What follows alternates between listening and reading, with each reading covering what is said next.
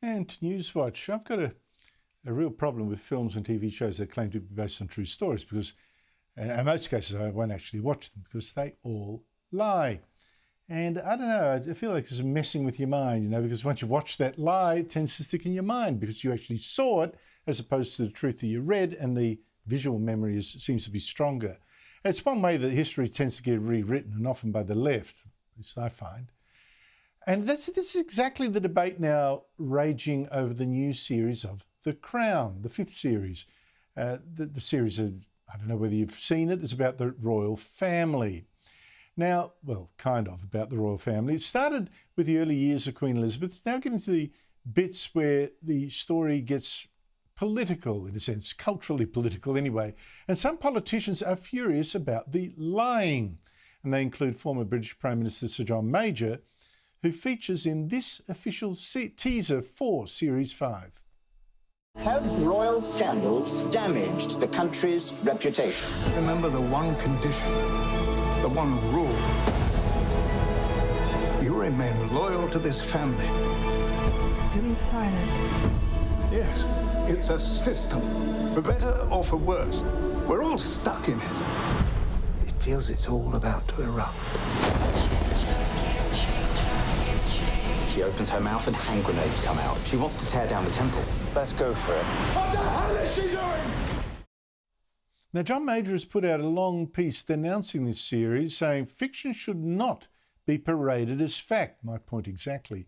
Many millions around the world could still be influenced by a damaging and fictional script which claims authority by being interspersed with historical fact. And former Labour Prime Minister Tony Blair has called the series complete and utter rubbish. He was there at the time. Joining me is Sophie Elsworth, media writer for The Australian. Sophie, great to see you again. John Major, Tony Blair, what exactly are they so angry about? Well, Andrew, they're really concerned that basically this series is blurring fact and fiction.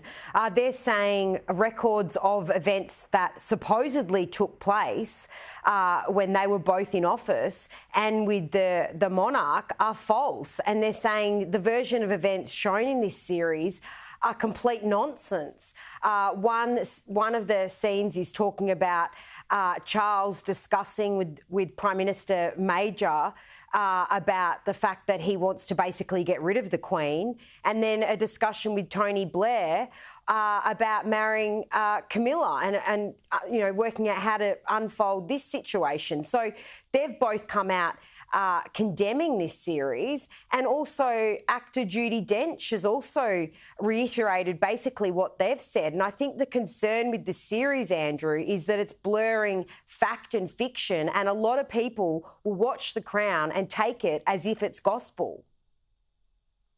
And it involves people living right now, of course. What do these politicians want done? Is it just, you know, they're making their statements so, you know, it's a warning to people, or do they want the filmmakers to actually do something? Well, there has been calls, Andrew, for a disclaimer to be put at the beginning of each episode, basically saying that this is not factual. This is a drama series. It's not a real life story, and making sure the viewer knows that this is drama. This isn't actual, you know, a historical version of events. But at this point, it appears that Netflix have not done that. Now, in your view, have they got a point? Are they going too far? Because, you know, I often attack films that claim to be based on true events or claim to be true even. You know, I picked them up for misrepresenting the truth. One of the most egregious was Rabbit-Proof Fence. That was shown in schools all around Australia as the truth, when even the book was based on, told a very, very different story, not about stolen children, really. I'm told then when I do that, settle down, it's just a film, it's just entertainment, don't get, you know, so head up. But it's not though, is it? Look, Andrew, I've watched every episode of The Crown to date that we've been able to access until this latest series. I've enjoyed it, but I'm also mindful that it's not a true version of events. But I think they do have a point. This is about people who are still alive. And look, the timing's not great. I mean, the Queen only died a couple of months ago. It's an incredibly sensitive time for the royal family, and I can see why there is a lot of outrage over this. And of course, Charles is trying to get the loyalty of his new subjects as king, and doesn't want something out that makes people think he was plotting to do down his beloved mother.